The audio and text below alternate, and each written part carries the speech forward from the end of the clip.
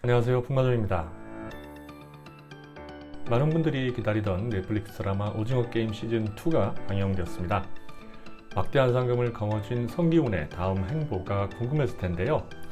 2부 감상 결과 1부에서 발전된 모습이 별로 없는 실망스러운 모습입니다. 오히려 퇴보한 수준이며 시즌 2부의 마무리는 황당하기까지 하네요. 오리지널로 성공한 제작자나 감독들이 속편을 만들 때 참고하면 가장 좋은 영화는 터미네이터 2라고 생각합니다. 터미네이터 1편으로 등장인물 정보와 서사의 힌트를 제공해 놓고 2편에서는 T-1000이라는 기괴망측한 캐릭터를 등장시켜서 1편에서 볼 수 없었던 화려한 볼거리와 눈부신 액션, 감동적인 결말까지 제공하면서 대박을 터뜨렸으니까요. 이 영화를 본 분들은 무슨 의미인지 충분히 이해할 텐데요. 이 정도는 되어야 속편 제작의 의미가 있는 거죠.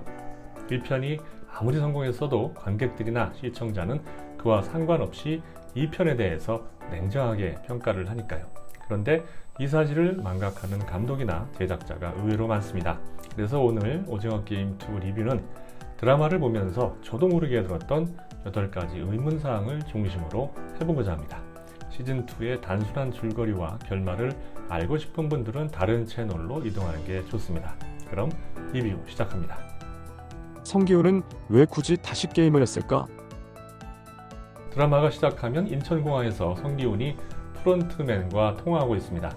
비행기를 타고 떠나라는 프론트맨의 권고를 거절하고 성기훈은 배우 인물들을 찾기 시작합니다. 무려 10억 원을 지불하고 햇빛 캐피탈 사람들을 시켜서 딱지나무를 찾으라고 하죠. 그런데 말이죠. 여러분들이 성기훈이라면 과연 드라마처럼 행동했을까요? 제가 성기훈이었다면 456억 원을 들고 외국으로 가서 즐거운 인생을 신나게 살았을 것 같거든요. 오징어 게임 참가자들 100%가 돈 문제를 해결하려는 이들인데 이미 돈 문제에서 자유로워진 지금 목숨 걸고 러시안 룰렛을 하거나 오징어 게임을 할 이유가 도대체 뭘까요? 시청자에게 몰입감을 주려면 첫 번째로 공감할 수 있는 이야기를 제시해야 하는데 시작부터 비현실적이고 설득력이 떨어지기에 다음 이야기가 별로 기대되지 않더군요. 1편을 딱지맹 찾기에 소모할 게 아니라 성기훈이 많은 재산에도 불구하고 오징어 게임을 다시 할 수밖에 없는 동기를 만들어주는데 썼어야 합니다. 차별성은 버리고 굳이 액션을? 마케팅 책을 보면 제품 기능의 우월성보다 더 강력한 마케팅 포인트가 바로 제품의 차별성이라고 합니다. 오징어 게임의 차별성은 한국 전통놀이를 기반으로 한 생존 게임인데요. 그랬기에 글로벌 시청자들이 열광할 수 있었던 거죠. 시즌2는 이러한 차별성을 버리고 오히려 액션 영화 요소를 잔뜩 집어넣었습니다. 성기훈이 자동소총을 잔뜩 구입하고 모텔 벽을 뚫어서 사격장으로 개조한 후에 용병 훈련에 사용하는 장면, 게임 도중에 진행 요원들의 총을 빼앗고 컨트롤 센터를 점령하기 위한 작품을 벌이는 장면이 바로 이에 해당하는데요. 이게 과연 좋은 결정이었을까요? 제 생각으로는 이러한 이질적인 요소의 확장은 시리즈의 본질을 훼손하는 결정이었다고 봅니다. 원작의 독특한 매력을 희석시키면서 별로 인상적이지도 않은 액션에 시간만 소모하게 만드니까요. 게다가 성기훈이 자동소총을 도대체 어떻게 무더기로 구할 수 있었으며 용병들이 모텔 안에서 자동소총을 난사하는데도 경찰들이 출동하지 않는 장면에서는 그저 할 말을 잃었습니다. 군대 갔다 온 분들은 총소리가 얼마나 큰지 그리고 얼마나 다른 소리와 명확한 차이가 나는지 잘 알고 있잖아요. 액션으로만 따지면 이 드라마보다 더 좋은 작품들이 넷플릭스 안에도 널리고 널렸는데 차별성은 버리고 느닷없는 특공대 놀이를 하다니 도무지 이해할 수 없는 시도였습니다. 황인호가 게임에 참여한 이유는? 시즌2에서는 프론트맨인 황인호가 001번을 달고 게임에 참여합니다. 그런데 아무리 생각해도 그가 게임에 직접 참여해야만 하는 이유를 모르겠더군요. 기훈 곁에서 행동을 살피고 통제하기 위해서였던 해석은 오징어 게임의 위험도를 너무 과소평가한 거죠. 오징어 게임은 내가 아무리 열심히 하고 조심해도 다른 사람의 예기치 않은 방해와 간섭으로 죽을 수 있거든요. 무궁화꽃이 피었습니다와 짝짓기 게임, 5인 육각 게임에서도 그런 경우가 계속 나옵니다. 더구나 진행 요원들은 프론트맨의 얼굴을 모르기 때문에 사격을 막을 수도 없습니다. 1편에서 황인호라는 인물의 설정을 보면 충동적이거나 감성적인 사람이 전혀 아니거든요. 냉정하고 이성적이며 논리적인 결정에 입각해서 행동을 하는 사람인데 도대체 왜 그가 자신의 예측을 뛰어넘는 결과가 나오고 그 결과로 죽을 수도 있는 게임에 참가했는지 납득할 만한 설명이 없습니다. 결국 황인호의 게임 참가는 단순히 흥미를 높이기 위한 설정이라는 추측을 하게 되는데 결과적으로는 딱히 매력적이지도 흥미롭지도 않았습니다. 전혀 나아진 게 없는 게임 구성. 이 드라마의 차별성과 경쟁력을 한국 전통 게임에 기반한 생존 게임이라고 본다면 제작진이 시즌2에서 가장 신경 쓰고 개선해야 할 부분은 게임 구성이었습니다. 시즌1에서 보여준 게임 말고 전통 게임에서 어떤 게임을 보여줄지 신중하게 결정해야 했죠. 저도 시즌2에서 어떤 게임을 보여줄까 궁금하긴 했거든요. 그런데 막상 시즌1에 비해서 그다지 충격적이지도 신선하지도 않습니다. 당연한 결과입니다. 이미 1편에서 학습 효과가 있으니까요. 심지어 1편에 무궁화꽃이 피었습니다 게임을 그대로 사용한 건 너무 아니라는 결정이라고 봅니다. 이 장면을 보고 제작진이 1편의 흥행 성공에 여전히 취해 있다는 생각을 하게 됐죠. 쓸데없이 늘어난 심파.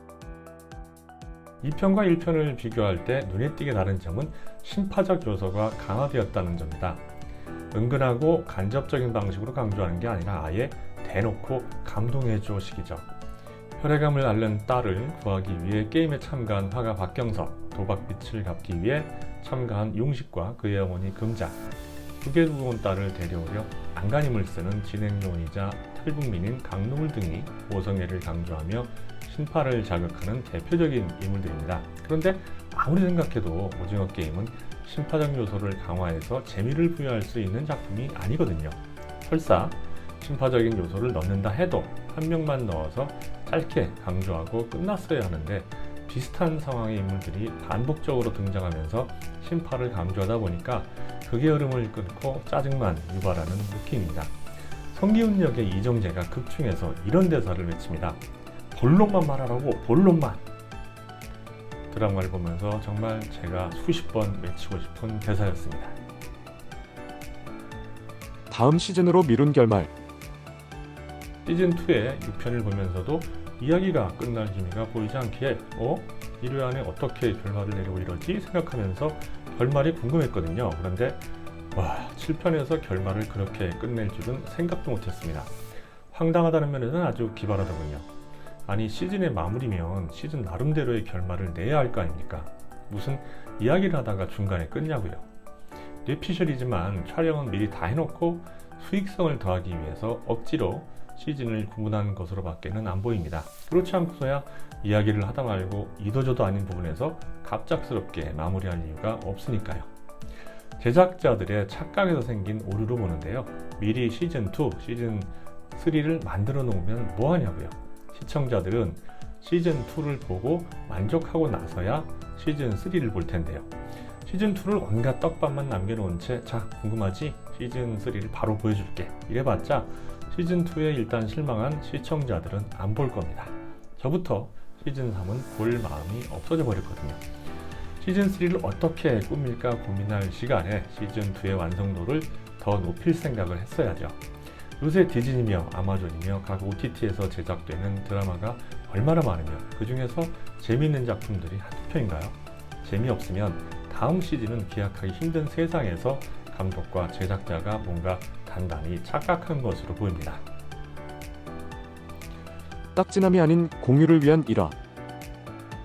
제가 시즌2에 대한 기대를 일찌감치 적게 된 게 1화였습니다.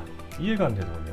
도대체 왜 시즌2에서도 가장 중요한 1화 분량 첨부를 딱지남 찾기에 몽땅 소모한 겁니까?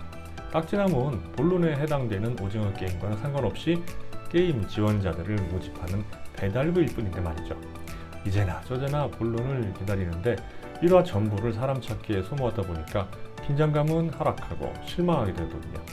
단순 배달부라고 스스로 인정하면서도 갑자기 공원에서 빵을 짓밟으며 노동자들에게 난동을 부리는 딱지남의 행위도 이게 뭐지? 왜 저러는데? 싶어서 납득이 되지 않았고요.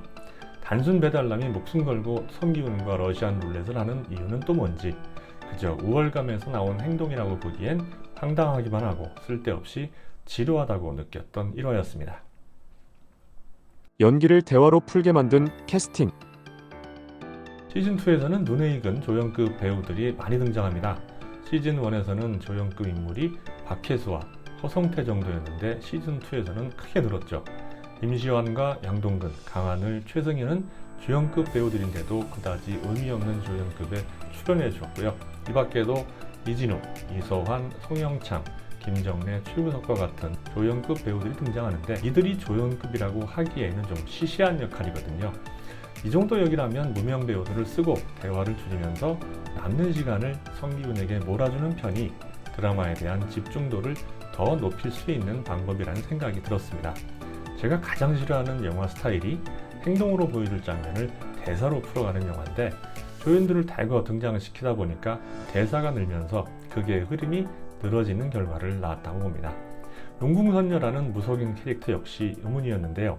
이 캐릭터가 하는 역할이라고는 극의 흐름에 어울리지도 않는 이상한 이야기가 전부였는데 말이죠. 오징어 게임이 한국 전통놀이니까 무속을 삽입한 건가 생각도 해봤는데 결과적으로는 일관성을 해치고 몰입만 방해했을 뿐입니다. 영화계의 오래된 속설이 있죠. 형만한 아우 없다. 제가 지금까지 본 시리즈 영화의 거의 95% 이상이 이 속설의 저주를 벗어나지 못한 걸 보면 오리지널 영화를 성공시키는 것도 힘들지만 속편을 성공시킨다는 건 실력과 운이 다 있어야만 가능한 것으로 보입니다. 이렇게 속편을 성공시키는 게 어려운데도 여전히 속편 제작이 줄지 않는 이유는 뭘까요? 우리 같은 아마추어들보다 제작자나 감독들이 훨씬 더 잘 알고 있을 텐데 말이죠. 과연 감독 마음대로 동강내버린 시리즈 3편은 시즌2의 어려움을 이겨내고 시즌4의 제작을 가능하게 할 수 있을까요? 여러분의 생각이 궁금하네요. 오징어 게임 2에 대한 북마전 평점은 4.9점입니다.